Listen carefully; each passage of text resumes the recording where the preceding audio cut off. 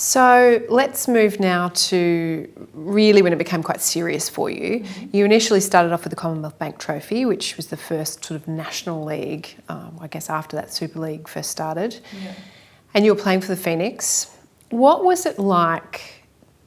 Well, take us through the experience of putting that uniform on for the first time and being in a team of women who were, you know, quite a bit older than you at that time, both physically and emotionally. What was it like to play in a team with girls who were so much older and more mature and experienced? Yeah, well, I think I'd got to that level because of my competitive spirit with my sister. So, you know, I was 15 and she would have been 17 at the time, and we both were in at training with the Melbourne Phoenix, who were, you know, the pinnacle in Victoria for netball. And, you know, for the probably last 3 or 4 years, I'd solely been focused on beating her and you know, making sure that I got some attention for being a good netballer in our family. And so became an opportunity. They needed a defender, and I started off as a goaler and then had moved to defence. And I was at training, and Joyce Brown, who had come in as a coach to start with, she was all about just putting young people on and giving them a go. And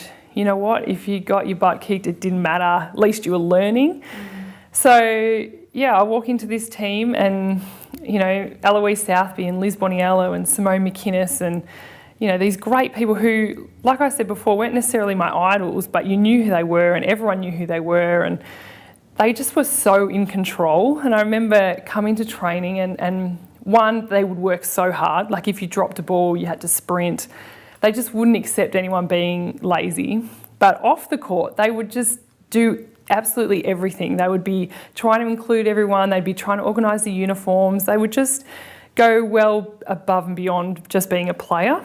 And so, yeah, my first few games, I was on court and I actually felt like I was letting them down because I was coming up against these goalers like Vicky Wilson, I think was one of my first people I had to play on, and Joe Morgan, and very intimidating people to stand as a goalkeeper against. And Melbourne Phoenix had been so successful. They'd won the premiership in 97, so this was 99, and we actually finished 5th, so it was our worst year ever. But for me, you know, it was a pretty good accomplishment to be playing at that level. You know, I was in year 12 at school, my games were on TV on the ABC, and so it was just a whole new world for me. And I'd also probably taken that step to beating my sister, which had always been my goal. So, yeah, it was one of those years that I think was kind of probably a turning point too, for me to actually know that, you know, I can do something if I wanted to do it, and if I set my mind to it, I could do it. Did you feel satisfied? I think I was initially satisfied, but then I guess your focus is changing a little bit now, because now all of a sudden I'm a very small fish in this big pond, and very powerful people and amazing players around me, and I was just the kid. So then I was back down to the bottom again and had to try and work my way up. Not unlike moving from primary school to secondary school. It's exactly the same. That's right. For those of us who have never pulled on an Australian uniform of any description, can you try and explain or articulate what it's like to wear the green and gold? Yeah, well, obviously that is the pinnacle in sport, is to play for Australia. And it hadn't been something I'd thought of. I was really enjoying my time at Phoenix, and everything was happening so quickly for me. So I went through the phase where I was, you know, I'd finished year 12, had my first year with Phoenix, made the Open Victorian team, and I'm still only a 17-year-old at this stage. And you know, then I was going into uni and living down the peninsula. Obviously, there's a lot of travelling to and from training all the time, and I just did not want to miss training. That was one thing that I didn't want to do, not because I wanted to actually do the training, but I didn't want to let the team down. And they always said to me, you live so far away, if there's a session you can't get to, don't stress. But that would always really stress me out if I had to miss out. And Mum would often use it, and Dad would often use it as a bit of a punishment for me too. Like if I wasn't doing the right thing at home, they would be like, we're not taking you to training. And that used to kill me. That used to really take its toll. And so when I was 18, went away to nationals down in Launceston in Tassie, and they picked the Australian squad at the end of those nationals. And for me, I didn't even contemplate it. Like I'd had a good season, I was still playing well, and then I got selected in the squad at the end of the nationals. And And it just felt like a stepping stone that, yep, okay, played with Phoenix. Next step was to make the Australian squad. And I'd been through the Australian Under-21 program, so I had a little bit of a taste of it. But yeah, that was it. To make the squad was probably the last time I was blasé about it.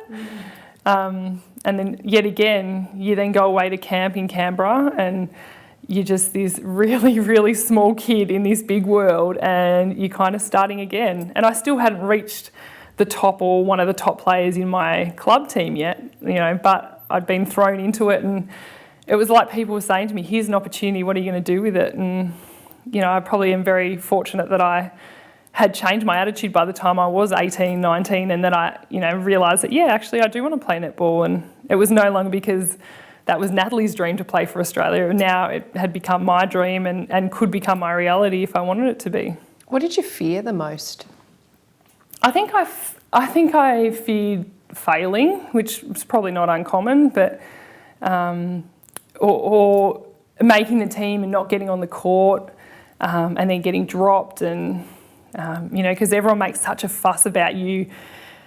Which is great, and to be young and to be getting a bit of media attention, and everyone's talking about you, and that's always what I kind of fought for as a kid, was to have that attention. And then when you have it, I was kind of wanting it to die down. Like, I never had an 18th birthday party, I never had a 21st birthday party because I didn't want the fuss to be all on me or the attention to be all on me.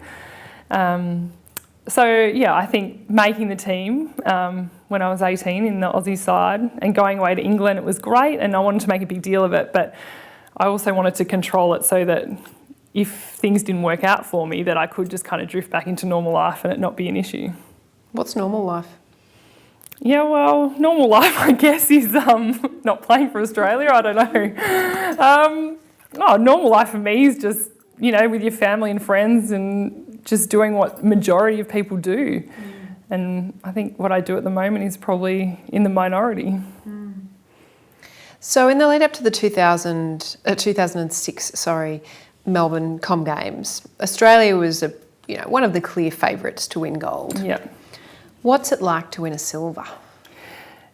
Silver medal was certainly not what we went out to achieve.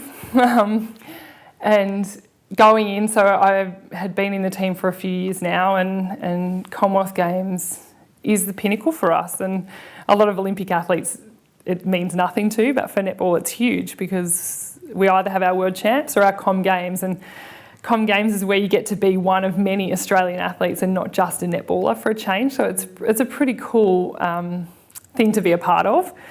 So in the lead up to the games, we were over in November. We were playing some test matches in New Zealand and then we were going to Jamaica in preparation. So still at this stage, we were all very aware that we had to perform to try and make that team. And I'd been dropped just before the previous Commonwealth Games. So for me, making the team meant more to me than anything. And that had become my entire focus and my entire drive, that I just wanted to be a part of that side. So I'd given up probably a lot and sacrificed a lot to do it. So I remember being away and I'd finally got the opportunity to be in the starting 7 in this New Zealand test match. So Liz Ellis was at keeper and I'd been moved out to goal defence. But that was okay because it was an opportunity to be on the court and meant if I did well, it would be another stepping stone to making the team. And in the first 5 minutes of the game, Liz Ellis went down and did her knee. So had to have a knee reconstruction, which meant she was going to be out for 12 months.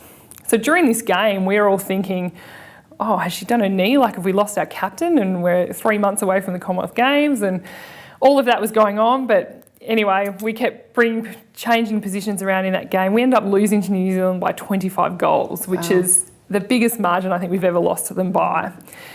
And it was very obvious to me and to the rest of the girls that people were starting to doubt now whether we could do it because we'd lost Liz and Monia Gerard, I think, was out injured as well. So we didn't have a full strength side. And the coach at the time, Norma Plummer, was, so upset about losing Liz. But also we got to the stage where I thought, does she have faith in us anymore as well?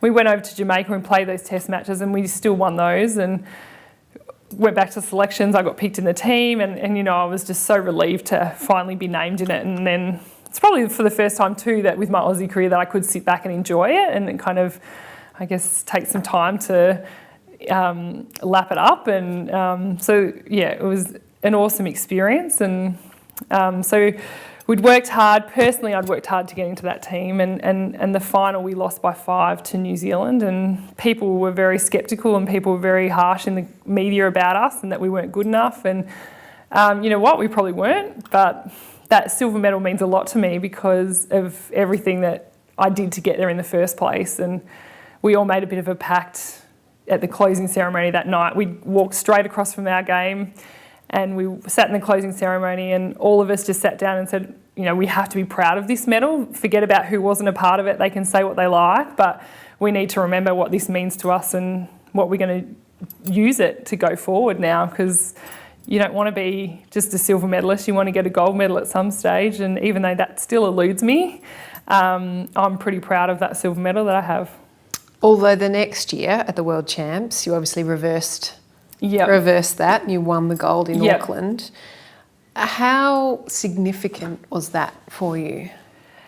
For me personally and for the team, I think totally different things. So in a team sport, obviously you want to do well as a team, and the turnaround from the Com Games is that Norma cracked the whip basically, and all our strength and conditioning staff were like, right, if you play for Australia, you need to be in the best condition you can be in. And it was one of the most intense 12 months of training that we'd ever done, but I love that stuff, and it was so inspiring to me to be given a program and for us to, and it was basically if you didn't make these requirements in the beep test and in the vertical jump, then you're out. So everyone had to knuckle down and really do what they could, and we did it. We had fitness testing in our selection camp for World Champs, and everyone was 10 times fitter than they'd ever been before.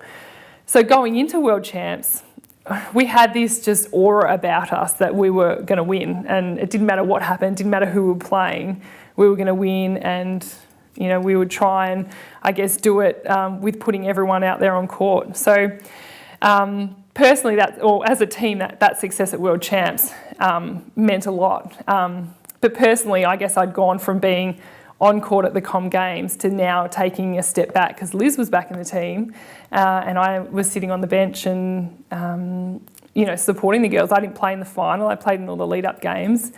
So yeah, it's an interesting position to be in because I was so proud of the girls, but I don't feel like I am a world champion because I wasn't part of that on the court.